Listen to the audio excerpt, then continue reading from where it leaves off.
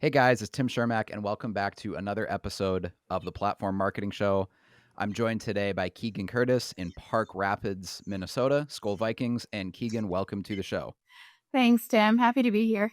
So, Keegan is only 23 years old.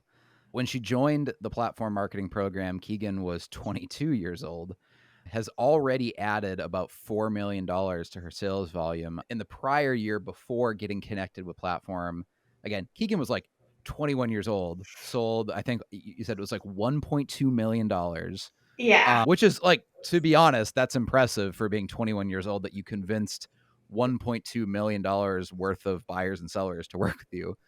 Yes. Because you're in a market where a lot of the homes are $200,000-$300,000, Right. so it's not like to even get 1.2 million. That's like one transaction or something. So Mhm. at that young of an age, honestly, that's already pretty impressive. Yeah. And then in the last year, since you started implementing the platform marketing strategy, you've actually scaled to where you're probably going to end this year somewhere around $5 million in sales volume, which again is so impressive because you are 23 years old and you Mhm. just kind of started rolling this marketing snowball. So before we get into this, I want to hit rewind and go back to June of this year when we almost all died together at that rodeo. Let's talk about the event that kind of trauma bonded us Yes. together. So Platform sponsors a rodeo every summer. It's like a pro rodeo in South Dakota with like the best bull riders and bronc riders in the country. It's on like the professional PRCA rodeo circuit. And Keegan showed up, and Mhm. it's her first year as a platform client. We're like, hey, come hang out. We're sponsoring this rodeo. We're going to go camping. You can meet the team, meet your account manager at platform. I was there. Tim was there. You can meet the ownership of platform and just kind of casual, have fun, hang out for a weekend. And then on the last night, like, I don't even know if it was an F3, whatever tornado just rolls Yeah. straight towards the campground. And it's in the absolute middle of nowhere. So there's nowhere to go. It's not like we can go into a nearby basement. How would you describe it, Keegan? Where are we camping? In your own words, Yeah. set the stage for this. Yeah. So we're in South Dakota. Of course, when you think of South Dakota, everyone thinks like just flat land, right? They're thinking there's nothing there. And that's exactly what it was. It was flat. I mean, it was hilly, right? But there's nowhere to go. There is no basement. It literally felt like the scene of a Twisters movie where it's like there's just a bunch of old campers and vehicles and humans, and that's about it. And so it was wild. Yeah. So we saw the funnel clouds form and everything from the top of a hill, of all places. We're on top of a giant hill. And yeah, see funnel clouds coming. And it created great stories now. But in the time, it was a little stressful, to be honest, as we're basically sitting in an ice castle, hoping that this thing doesn't come near us. And we were watching it circle all the way around us. So it was an experience, that's for sure. And what a way to meet my account manager. Yeah, I know. I was like doing the math and I'm like, oh no, if this thing comes straight at us, we're going to lose like 8 of our clients. We're going to lose half the account management team.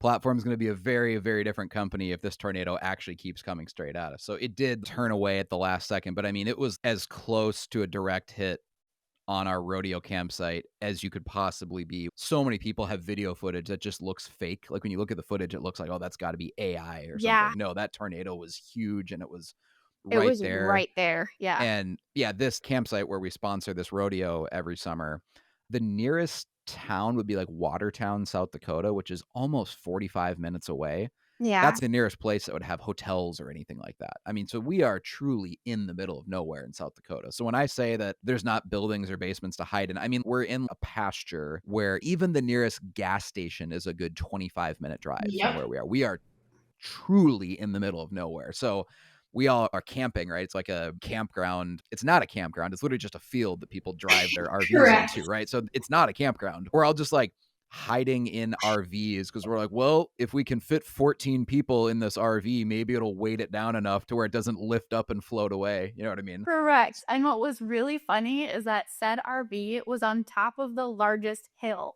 which is like the last place you want to be in a tornado. But of course, that said camper was, yeah, the top of a hill. We're like, we'll just fit 14 people in this RV Right. and weigh it Right. down Yeah. as Yep. if we're going to blast a tornado like that. But yeah. Yeah, so that was kind of the first traumatic experience we all had together that bonded us. Mhm. And Keegan got to meet Taylor, who's her account manager Yep. platform, as well as a bunch of the rest of the team.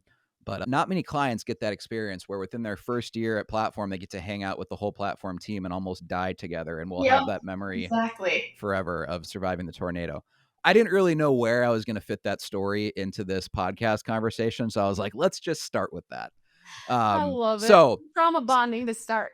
Yes. So I guess at some point we can discuss business and marketing here. So you got signed up last October. So at this point, you've been with Platform as of the recording of this podcast episode here. You've been with Platform for about 13 months. So just to kind of give people some context here, this conversation is happening after Keegan has been implementing the platform strategy for about 13 months, basically a year. In that 13 months, your business has grown from about $1 million to about $5 million this year. In your own words, and by the way, I haven't asked Keegan this before, so I don't know how she's going to answer this, but in your own words, what have been the biggest wins? If someone were to ask you, hey, what's the biggest victory or like the biggest wins you've had with Platform so far? How would you answer that question? Yeah. So I would say I got a lot of recognition pretty much. I don't want to say immediately, like it just happened overnight, but it was within the first month that I started getting true recognition, just even at the grocery store. Right. And that to me was like, that's clearly platform because they would specifically mention a video tour that I had just posted last week or something. And they would come up to me in the checkout lines. I had small business owners actually come into my office within probably 4 or 5 months, I would say, a platform asking like how I'm doing, what am I doing to get that much interaction on posts and on videos, and Really? because they would want to implement that for their own businesses. And so I started getting recognition really, really quick. As soon as that happened, I would say it was probably about June or July when I started recognizing the listings starting to come in, which for Minnesota is pretty normal anyways, just because we're busier in the summer, right? But July, if you can survive the tornadoes, correct. Yeah, if you get home from a tornado, yep. So June, July is probably when I really noticed the listings coming in. So last year, I think I had maybe 4 listings total last year. And then this year, oh gosh, I don't even know. I have to be close to 20, if not more, listings this year. Yeah. I A think lot more that's listing heavy. absolutely phenomenal because like if you were to ask me, hey, how do you get a bunch of homeowners in the area to trust a 23-year-old to list and sell their house? Well, the only answer is marketing, right? Because logically, that doesn't make any sense. Logically, people, frankly, should not trust a 23-year-old to handle a real estate transaction selling their house. For most people, that's the biggest financial transaction they'll have in their life, and they're trusting it to a 23-year-old. The only way that you achieve that is with just elite marketing that positions you as truly being an expert. So hats off to you. That's really, really impressive. I mean, Keegan, you're young enough to be the daughter of most of our platform clients. Like most of the rest of the platform could easily, from an age perspective, be your parents. Correct. And yet you're already selling $5 million a year at that age. Imagine where things will be in a couple years once you've continued to roll that snowball a little bit and get some referrals, maybe past clients decide to upgrade into a bigger house. You're still very, very early, not only in your career, but your life. So it's only going to snowball from here. So did you have objections? Were people nervous to work with you when they saw how young you were? Or do a lot of those people not even know how young you are? Yeah, a lot of people don't. I share it, but not like as an opening statement in my listing presentation, right? Like, hey, I'm Keegan, the 23-year-old realtor. That's not something I open up with. But if they ask, obviously I'm going to tell the truth. I always lied because I started platform when I was like 22 or 23. I was about your age. It was 22, 23, something like that. I honestly can't remember. And I would just lie. I usually told people I was 28 or 29. And it's why to this day I keep facial hair, because I realized when I shaved way back when, I would look my age. But if I kept a bunch of stubble, I would look a little bit older. So that's why I actually got the idea from Walt Disney, because when Walt was young, he grew out a mustache for the same reason. He wanted to look older so business people would take him seriously. And so he grew out a mustache. Not a strategy I would recommend that you pursue, but that's what not us really guys my have style, to do. no. Yeah. Funny. Yeah, no. So I actually, when they do ask and I share my age, they're actually shocked when they think I'm older than I am. Part of it is my presence on social media. Part of it is the way that you interact with your clients and conversations that you have. I actually went in September to Vegas where our Coldwell Banker conference is held. And we're sitting there after the conference, just visiting. There had to have been probably 5, 6, 7 of us just sitting in a group, and someone in the group had asked how old I was just out of curiosity, and I had shared, and all of their jaws just dropped. They're like, "We had no idea." They were Yeah. thinking Yeah. 33, 32, somewhere in there, just had no idea. So I get that more often than anything else. So, which I is mean, good. it is impressive. I don't want to take this entire podcast conversation just to talk about, your age, but like Yeah. it would be ridiculous not to bring it up because it is so impressive that you've Mhm. achieved what you've achieved at that age. I do have a follow-up question though as it relates to your age. Yeah. Uh I'm assuming that being you're 23, Facebook is not the dominant primary, social media network that maybe you use on a day-to-day basis. Like had you never signed up for platform, which is pretty Facebook centric, right? Mhm. Yep. Facebook is probably not the app that you're using the most on your phone. I mean, for you and your friends, is that more Snap? Is it TikTok, Instagram? Like what would you say Yeah. where does Facebook even rank in the top 5 for you in terms of your personal life? Right. Yeah. If it is in the top And 5. yeah, so I would say it is in the top 5, but I definitely use, Instagram the most, I would say. TikTok I use frequently, but Instagram is really, I would say, number 1 as far as my closer sphere, and me personally, but Facebook, I would say, falls 4. I would say Snapchat's probably up there too, so Okay, so you're mhm. thinking probably Instagram, TikTok, Snap and then Snap, Facebook. and then Facebook. So Yeah. this is Yep. very, very informative because this is something that I talk about a lot is that people will ask us, hey, why is platform so focused on Facebook when there's all these other cooler, newer social media networks? Yeah. And my answer has been consistent over the years. It's like that's where older people are is Facebook. So like Yeah. yes, you're correct. Young people do not use Facebook. That is absolutely true, right? Mhm. But that's exactly why we want to focus most of our ad dollars on Facebook is Correct. because if we know that the older demographic, I mean, I would say now Facebook isn't even really 30 plus, it's more like 35 plus. Yeah, I would Even people agree. that are even people that are 30 right now really don't prime some of them use Facebook, but definitely they're more so on Instagram, Snap, TikTok. Yep. It's really more 35 to 40ish plus are the people who are heavy Facebook users. And guess what? That's the exact demographic that is most likely to own a home and have home Absolutely. equity. And so if you're going to spend, let's just say a round number, like $1,000 a month on social media marketing, Mhm. I would rather that $1,000 go all to Facebook ads where we know that most of the people clicking on your ads are probably going to be 40, 50, 60 years old, right? Than to like equally spread out, oh, I'm going to put 200 into Facebook, 200 into Instagram, 200 into TikTok, 200 into Snap, etc. Like you could do that, but then a very disproportionate amount of your clicks and your leads are going to be people that are like, frankly, 23 years old, like your Yeah. age, right? And Yep. most of your friends, there might be some exceptions, I don't know, but most of your friends probably don't live in $500,000 homes, right? No. A lot of them don't even own homes, right? Like, they're Right. renting. Yep. Right. Yep. Right. And so that's just not the demographic we want to attract. And so Nope. you are just a perfect illustration of that, of like, Mhm. hey, even though in my personal life, I don't really use Facebook as my primary social media, you were wise enough to be like, but from a business perspective, Right. this is probably what I should be doing. And obviously it's working for you. Yeah. Um, what what Absolutely. what would you say in the last 13 months are like the top ads you've done? If you could narrow it down to like one or two retargeting ads, whether they're photos or videos, what have been like your best retargeting ads that got like Mhm. the most engagement in your community? Yeah, so I would say the small business shout out or spotlights would be Okay. probably number 1, especially here. I mean, Park Rapids is 4,000 people, like, we're little. And so those are huge because it just creates that trust with the business owners, which therefore builds that community trust more than anything because we all kind of know each other, right?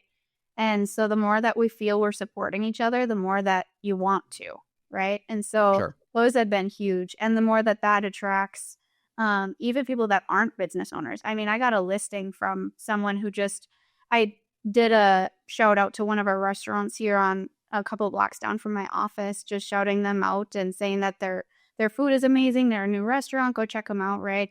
And I actually got someone that called me because of that post that said, that's really cool that you're supporting other businesses. We're looking for a house in the next year. We'd really like to work with you. You just show, community value. And that's what we really appreciate. I was like, okay. And it was from that one specific post. So I've actually Yeah. Yep. gained, clients from specific ads. Mhm. And I think that, I mean, I love the strategy of promoting your community before you promote yourself, Absolutely. because whenever you're promoting your community, you're promoting the small businesses, et cetera, in Mhm. your area. It almost by definition does not look or feel like an ad, because it's not. You're actually giving someone else a shout out. If you talk about yourself and how great you are, how many homes you sold, et cetera, then yeah, it kind of feels like an ad, and people tune that out pretty quick. But if you're just like, hey, here's one of my favorite local restaurants here. I love the, you know, I love the soup here, or I love the chicken pot pies, or I love the pizza, or whatever it is, right? That does, like, just logically, it doesn't register in people's brain that they're seeing an ad. It just is like, oh, cool, this local real estate agent is giving a shout out to this business. And then they kind of just respect you as being a champion of the community. And it kind Absolutely. of, I mean, in like your case, it probably deflects from your age a little bit. It makes people temporarily forget that, hey, she's really young, or she looks really young, whatever, because it's like, Yeah. oh, cool, that's cool that she's involved in the community. It takes the emphasis off of you and puts the emphasis on your community. Do you know how much, Keegan, you're typically spending in ads in a given month? Is your ad budget $1,000? Is it $1,500? Is it $800? What is the? Yeah, so it's 800, but I know over the summer we've gone up to like 900 for a few months too. So it kind of Okay. fluctuates a little bit depending on how many listings and ads that are going out too. Yeah. And Mhm. that's definitely a lot less than Yeah. most platform clients are spending. Mhm. But it also makes sense that if you're in a town that only has, 4,000 people in the whole town, like an $800 ad budget goes a really long way, where, I Mhm. mean, frankly, probably every single person in your entire county is seeing every ad that you put out if you're spending $900 and there's only 4,000 people, right? Most of our platform clients have way more than 4,000 people in their retargeting list after 6 months. I would say the average platform client after 6 months, yeah, probably has 4 to 5,000 people on their retargeting list, at least. And so that's like your entire town. So for you, almost like running a retargeting ad is like redundant, because it's all, they're all going to see every ad anyways.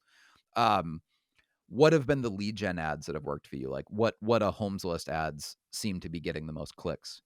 Yeah, so we do a lot of lakefront property up here, and so anything that's talking about like we run a like right now we have a lakefront property homes list Okay. that's being ran, and that's doing really well. For sure my biggest homes list success would be that one. Okay. What is the biggest property you've ever bought or sold, whether you on the buy side or the listing side? Yeah, so I had one that was 600,000 over actually by Walker. That would be Okay. my biggest list side. My biggest sell side would be 480, I think. Okay. Somewhere in that range would be my Again, I biggest. I Yeah. I Yep. I think that's amazing that at age 23, you convinced someone with a $600,000 house to list with you. That's amazing. Because that's like a 15, 16, $17,000 commission check. Yeah. Um, when all is said and done, I mean, that's epic. Um, so you've done really well with the small business spotlights. The kind of lakefront or lake view homes list are kind of where you're getting uh a lot of your clicks. What would you say the ratio is this year of the number of listings you have versus buyers? Is it like 75-25, or is it 50-50, or are you It working with a lot actually more? is 50-50. Okay. For me right now, I'm like pretty split in half as far as buyers and sellers. So, which has What been is really nice for me. what's the typical price range that you're working? Is it 200, 300, 300. Yep. 300? Okay. Yep. Has that changed in the last couple of years, or has homes in your area always been kind of around 300?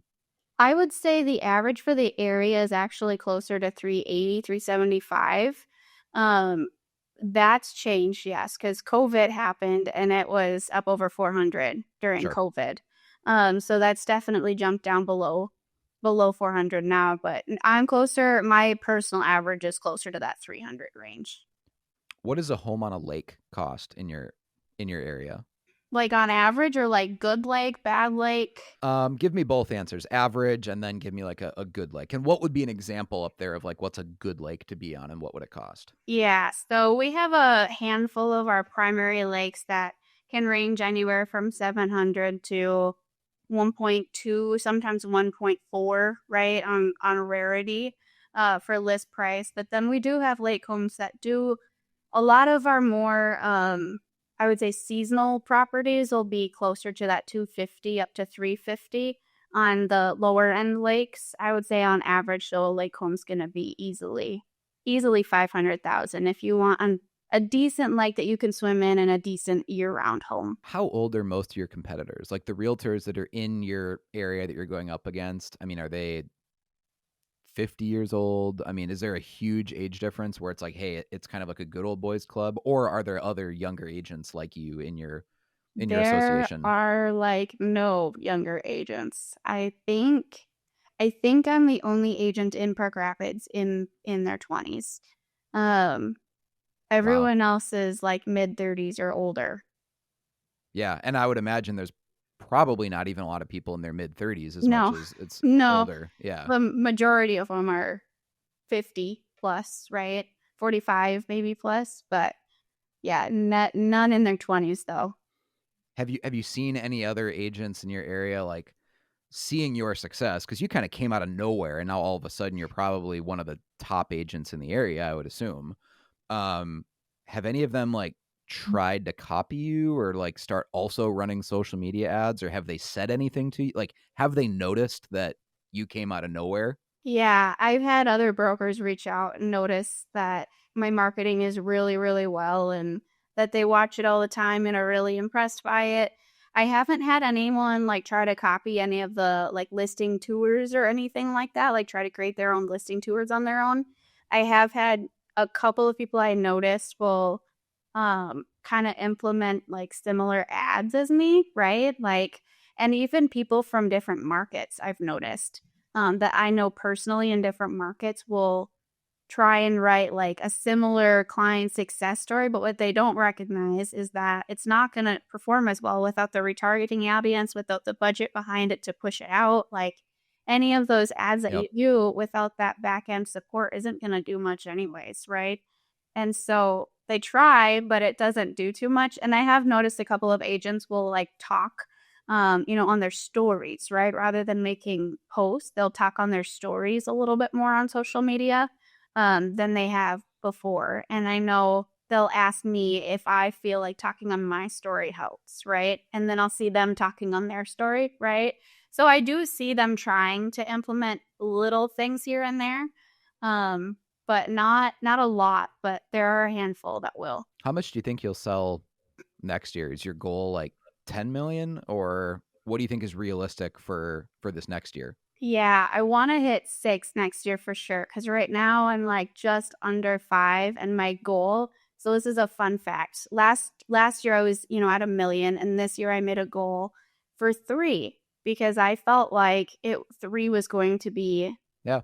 Yep. reasonable, and then now I'm just under 5, right? And so now next year I'm like, I thought 6, but now I'm questioning that and thinking that maybe is too low, right, for a goal. So, still something I'm thinking on for sure, but Yeah, it'll be I will just tell you live on this podcast, you setting a goal of 6 million would be stupid for next year. You should have your because you're gonna hit 6 million probably by like Memorial Day.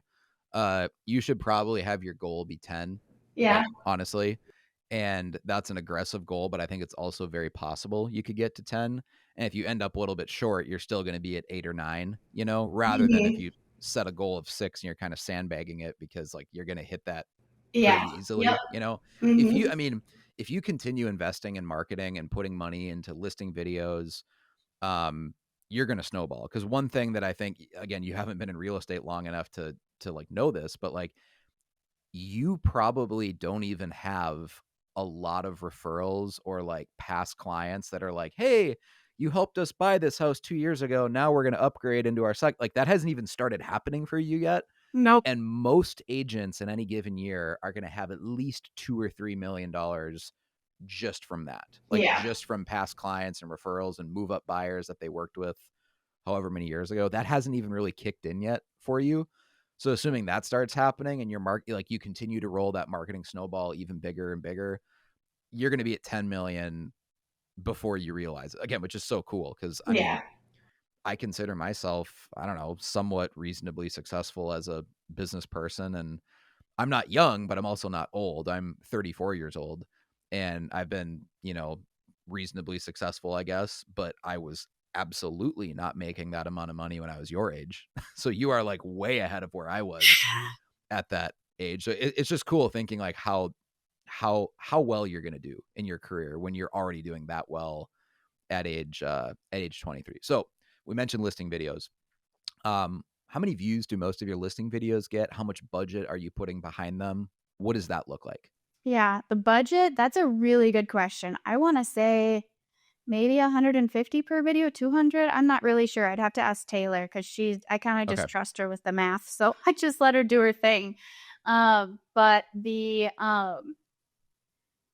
yeah, and I'm doing I think it's 2 a month as well, 2 videos per month Okay. pretty consistently. So unless I have more listings than that. Yep. So yeah, I would say, but as far as the budget, I kind of just leave that to Taylor. I Yeah. let And again, like if it's, let's say it's 150, 200 a listing video, that is Mhm. objectively less than what most other clients spend. Mhm. But the difference here is that if your town only has 4,000 people, that $200 you might spend on a listing video is reaching probably everyone in the entire county is seeing that Right. video still Yeah. because it doesn't take much ad spend to like saturate everyone when your area is that low of a population density. So you mentioned Taylor. Tell me about what that relationship is like working with Taylor as your account manager. And let's just imagine that someone listening to this is not a platform client. They're not familiar with how platform works. What does it mean to have like a platform account manager and what does Taylor do for you? Yeah, so Taylor and I used to set up weekly calls. Now we're on a bi-weekly call. And she essentially comes up with a list of the tasks that I have to do, right, per month and the ads Okay. to produce. And she'll even help with, intro videos if I'm just stuck on I don't know what to do for an intro on this one, right? She'll even help with that stuff. But she's been phenomenal because I give her a budget, she sticks to it, right? She knows exactly what to push, she knows what to take off. She just kind of knows my personality. So now she knows Yeah. what ads to push and what works well for my personality and my business, right? And so that's been really cool. And she's a really good accountability person, and she's just a sweetheart. I just love Taylor. she's she's a gem. But yeah, she's a really good account manager. I love her. So yeah, I love our biweekly calls. I always tell her they're my favorite start to the day whenever we have our call, and so they're great. Mm-hmm. What would platform be like if you didn't have an account manager? Because this is something I always ask people because most marketing programs do not have any equivalent of what we call the account manager. It's kind of just like, hey, you sign up, you get a website, or you get some social media content, but it's all automated and there's not like an actual human being that you connect with. Platform is set up actually like a traditional ad agency was in the 1950s, 1960s. Like if you've ever watched the show Mad Men with like Don Draper and whatnot, where he's like an account executive for these big companies like Lucky Cigarettes or Coca-Cola or whatever. Yeah. They have an executive like an that they can talk to and strategize with, right? Any other companies out there, whether it's Ylopo, Curator, Boomtown, Sync, I mean, there's tons of real estate marketing companies that work with realtors. There's really no equivalent of an account manager the way that we have it at Platform. They might have like a customer support phone number you can Right, a call that help desk or something. routes to Yeah. like a call center in India or something, but there's Yep. not like actual like you got to hang out with Taylor At at a the rodeo. rodeo and Yep. like actually hang out in person and get to know her and you'll see her at the mastermind, too. Um other companies don't have that. So like if platform didn't have an account manager, I would assume that your experience or your like results you've got with platform would probably look pretty different than it Absolutely. has.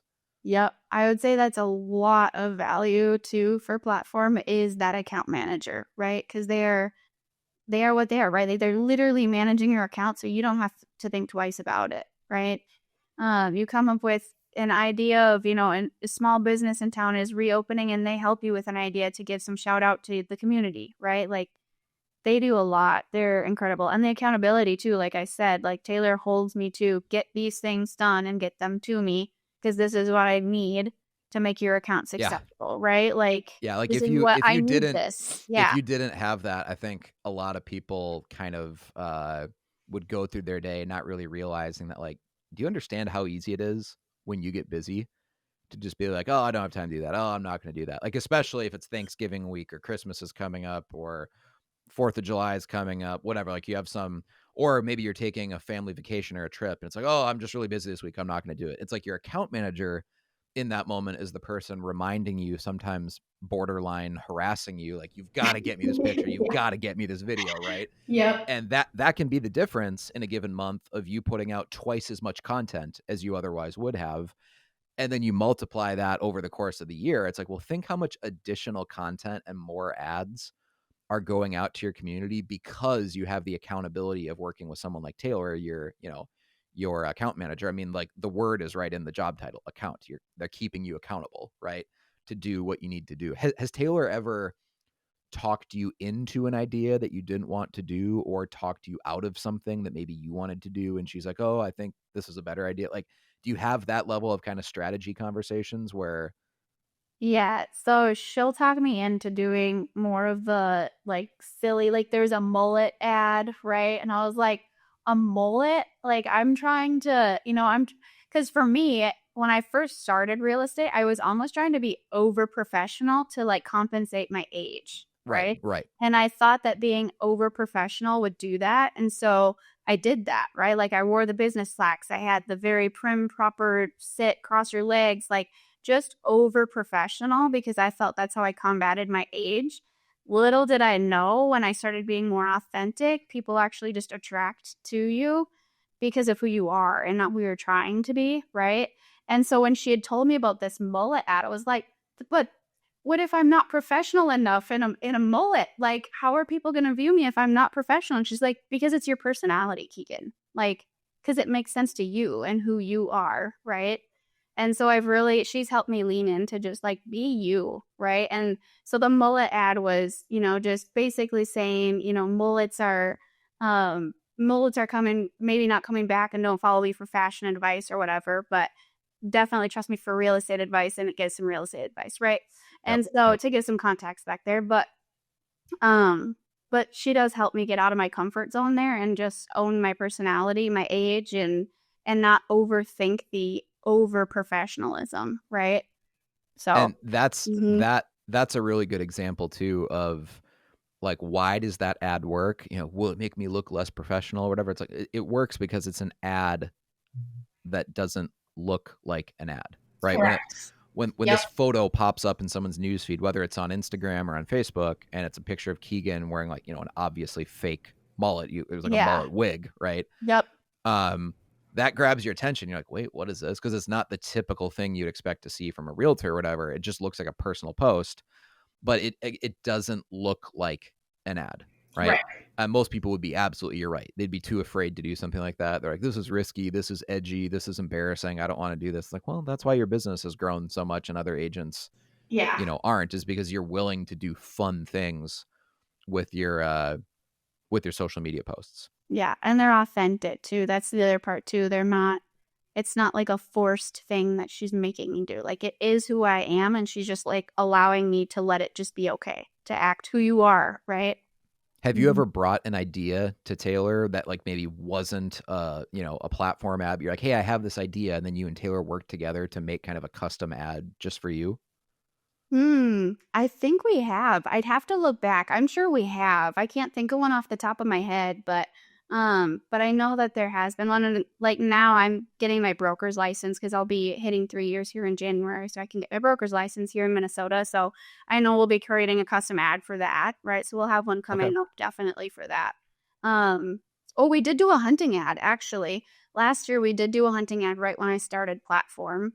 Okay. That was essentially me and Blaze Orange holding a sold sign, right? So we did create an ad for that too for hunting season just to start creating engagement because that's big, obviously. What was the ad? So it was you and Blaze Orange sold. Yeah, Like, what it was was the? something about hunting for homes or Okay. something about Okay. hunting, right? Like, and it tied in with real estate. But that was like last November, so it was a year ago Yeah. exactly. So I have to remember what the language was. Again, it's gonna pop up in your newsfeed. You're wearing all Blaze Orange. It doesn't like it visually, aesthetically doesn't look like an ad Correct. when Yep. that pops up. So people are more likely to click on it because it's not just you standing next to a real estate sign wearing your fancy business pantsuit. Exactly. Yeah. It just makes you look more, frankly, more human. Yep. So Exactly. how did you first find out about platform? Because most of our advertising, I mean, I manage our ads at platform. Most of our advertising is on Facebook.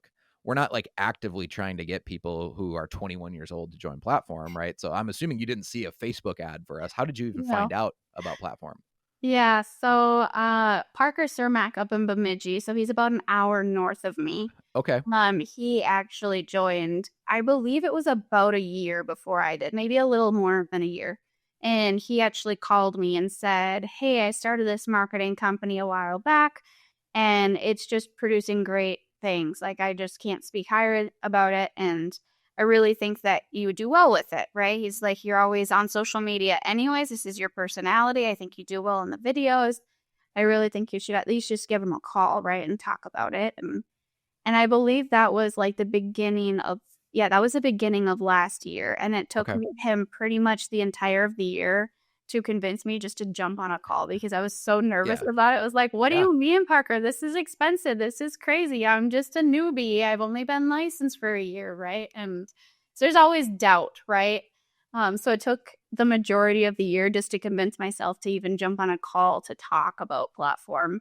But once I did, I was hooked. I was like, "Yep, let's do this." That's Like I cool. just made a decision and stuck firm with it, and it's haven't looked back. So, Are you coming to the mastermind this year or did you come last year?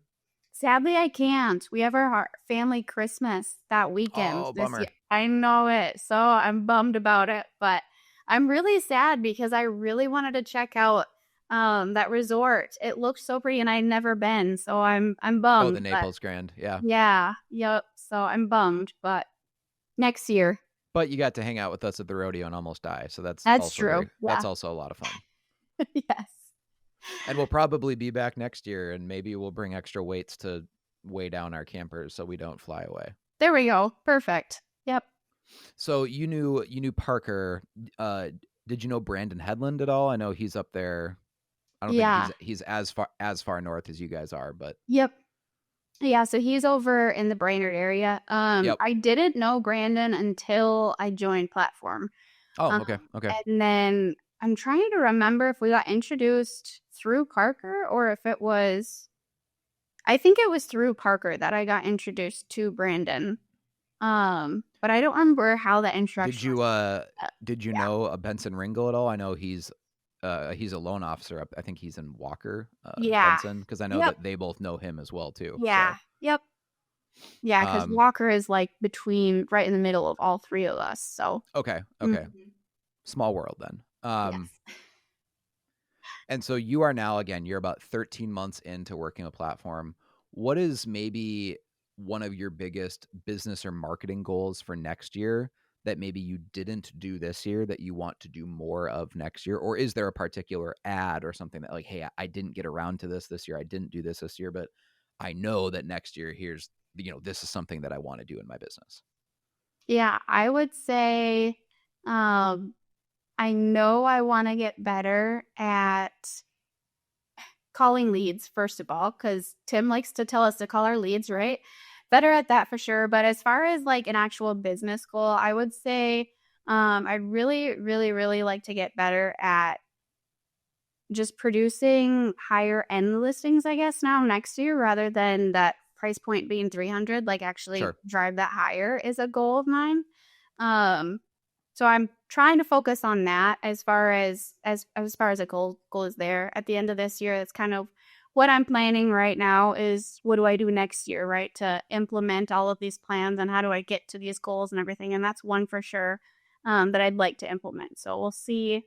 We'll see where my average price point is in a year from now, but that's kind of one of my goals there is to get it up to closer to that 500 average rather than, or even 400, right? Rather than 300.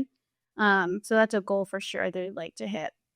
And that's often as simple as just filming videos of other agents' listings that are in that like 500K price range, and then still spending a lot of money on them. Like if I were your account manager, what I would just tell you to do, and I'm sure Taylor has probably already told you this, is hey, if you want more $500,000 listings, go film videos of 500K homes. And obviously you still give the other agent credit. If it's their listing, you say whatever. This listing is courtesy of Bob Smith at Remax or whatever. But the thing is, everyone forgets that. If they see you in the video and the video is coming on, from your Facebook page or your Instagram, they're not going to remember that for 2 seconds you said, hey, this listing is from Bob Smith. They're just going to remember seeing Keegan and you, and they're going to basically mentally assume that it's your listing. Right. And if you do that and then spend a bunch of money promoting those listings, so spend rather than $200, spend $400 and get that video 50,000 views, it doesn't take very many of those. I mean, honestly, just a handful of those to where people in your community start thinking, hey, if I want to sell a $500,000 house or a $700,000 house, whatever, I want to work with Keegan because I've seen the marketing she's done for these other homes and it gets a ton of views. You can kind of create a self-fulfilling prophecy just by doing that, even if you don't have any listings of your own in that price range. Like honestly, it's that simple. If you want to like increase your price range, that's what you do. Yep. And then that'll happen. It'll probably happen to you anyways, honestly, because as you continue to grow in your career and get referrals and roll that marketing snowball and, build that brand even more than you've built it so far, that's probably going to happen anyways as a natural byproduct of that. But if you wanted to like aggressively, proactively make it happen sooner, that's what I would do. Mm-hmm. Absolutely. Yep. Cool. Well, I'm bummed I won't get to see you at the mastermind coming up, but obviously we'll probably get to hang out at the rodeo again. True. Next year. If someone's listening to this, Keegan, and they're a realtor, they're not working on a platform, what would your advice be to them, or what perspective would you share as someone who's been doing it for about a year now? And it sounds like you were pretty scared when you signed up. It took you a while to even work up the courage to hop on a phone call with us. Like what perspective would you share now that you're like 13 months on the other side of that relationship? Yeah, I would say if your market's open, take the leap. It feels like a huge leap of faith at the beginning, but 13 months ago, I'm really glad I took it. Like if your market's open, hands down, or at least get on the list if it's not open, right? Because it's not only created great business, but great relationships too. Like I've met really cool people through the marketing who have come up to me, like I said, and at the grocery store or in a small little boutique on Main Street, right? And those relationships just naturally grow and organically grow, and they're not forced, right? And so not only is it cool for your business, but truly you meet really cool people because of it too. So absolutely go for it. Take the leap of faith. It's scary. I would know, but it's well worth the risk. So Awesome. Keegan, thank you for your time. It's not often you get to interview someone who's having that level of success at your age. And again, it's crazy to think we'll probably have to do a part 2 sequel episode in a year or two to see where your business is at. Because it's gonna, it's only going to snowball from here. I've probably used that expression like 47 times on this podcast episode so far. But I mean, in this case, when you're that young and you're already putting up production numbers like that, it's just really impressive. I mean, this year you're probably going to make 120,000 GCI, maybe 140. I'm not sure what your commission splits are or whatever. Something. Yeah. Yep. For GCI. Like at that age, that's just really, really impressive. Most people are hoping to make that amount of money by the time they're 30, right? Yeah. So you're well ahead of schedule. And if you keep investing, in the brand and get some of those higher price point referrals and start working more in that $500K price range, those numbers can grow. Yeah, absolutely. So, again, Keegan, thank you for your time. This has been great. Hopefully encouraging for anyone who's thinking about diving into this, or like whatever excuses you have. You're not 23 years old. And Keegan has proven that it's possible even at that young age. So Keegan, again, thank you for your time. And guys, we'll see you on the next episode of the Platform Marketing Show. Thanks, Tim.